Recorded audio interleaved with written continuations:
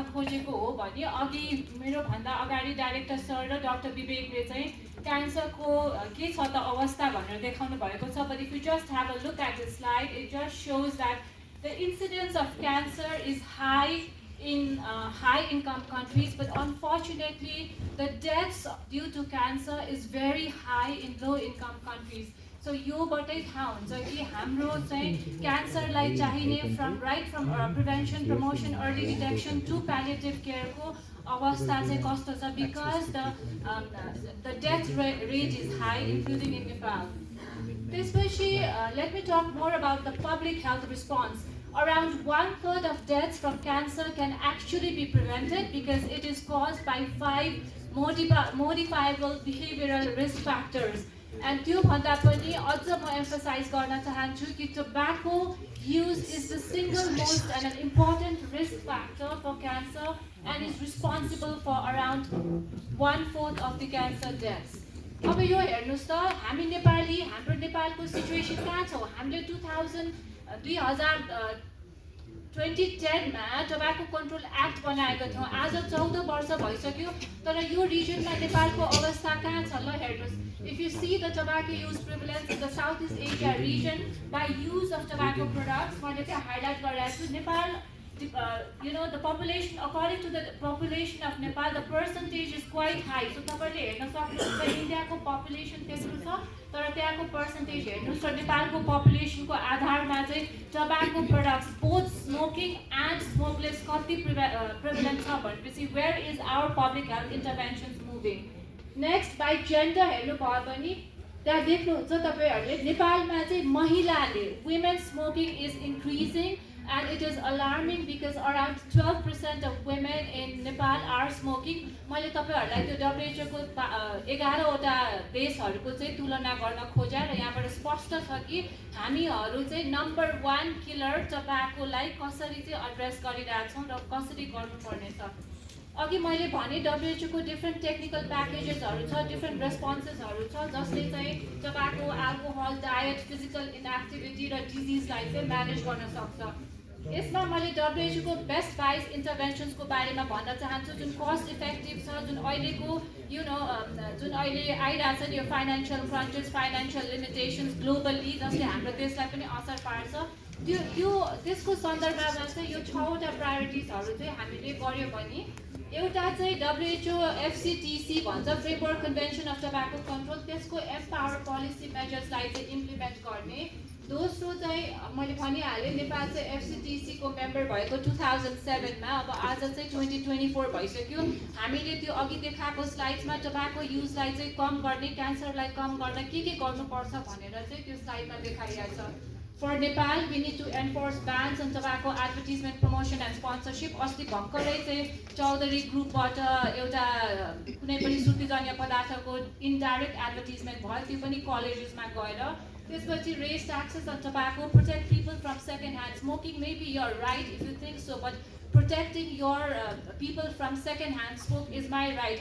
I need to be protected from second hand smoke. त्यसपछि smoke free ल places अनि enforce legislation. यहाँहरूलाई थाहा छ कि थाहा छैन, पहिला चाहिँ असिस्टेन्ट CDOsहरूलाई यसको रिस्पोन्सिबिलिटी दिएको थियो भने अहिलेको फेडरल सिस्टममा चाहिँ अहिलेको सरकारले चाहिँ 753 लोकल लेभलको एडमिनिस्ट्रेटिभ अफिसर्सहरूलाई चाहिँ टोबाको इन्स्पेक्टर्स बनाएको छ. नेक्स्ट, आज त सबैजनालाई खुसीको खबर छ कि अघि भर्खर सचिवहरू पनि त्यहीबाट आउनु भएको छ, HPV vaccination. So 1 dose of HPV vaccine जुन अहिले नेपालले लगाइरहेको, नेपालमा भइरहेछ, it can protect against cancer causing HPV as well as 2 doses can. So यहाँ मात्र हैन, यही कुरा चाहिँ ब्राजिलमा, युकेमा, अस्ट्रेलिया र मेनी अदर कन्ट्रिजमा पनि यो सिंगल डोज भ्याक्सिनेसन चाहिँ भइरहेको छ. त्यसपछि अर्को चाहिँ क्यान्सर हेपाटाइटिस बी हो. हेपाटाइटिस बी को त राम्रो ट्रिटमेन्ट भइ नै रहेको छ. अब छिटो गर्न चाहन्छु, सर्भाइकल क्यान्सर नेपाल सरकारले सर्भाइकल एलिमिनेसनको गोल लिएको छ 90-70-90, जसमा चाहिँ नि 90% of girls are fully vaccinated भनेको छ. अब आज त हामी सबैले आजको महत्त्वपूर्ण दिन बिन छ यसको लागि तर there is a problem because हामीले स्क्रिनिङ भन्छौँ अस्ति पनि कुरा आउँछ women undergoing screening for cervical cancer those who have screened positive are not getting proper and prompt treatment unfortunately and there is a need for robust screening and counseling program. They need to be counseled with proper referral to treatment. Last but not the least, Nepal is receiving, it says that cancers are curable huncha त्यसमा चाहिँ ध्यान दिनुपर्छ. As you know, Nepal is a member of the Global Platform for Access to Childhood Cancer Medicines. 34 वटा medicines 35 वटा medicines 4 वर्षको लागि आउन लाग्छ तर अहिले चाहिँ world childhood cancer day February 14 मा छ त्यसमा चाहिँ 3टा क्यान्सरको मेडिसिन आइरहेको छ. I'm almost close to finishing. अब अर्को म्यानेजमेन्ट अफ क्यान्सर हो तर त्यसको बारेमा म भन्न चाहदिनँ अघि नै विस्तृत रूपमा आइसकेको छ.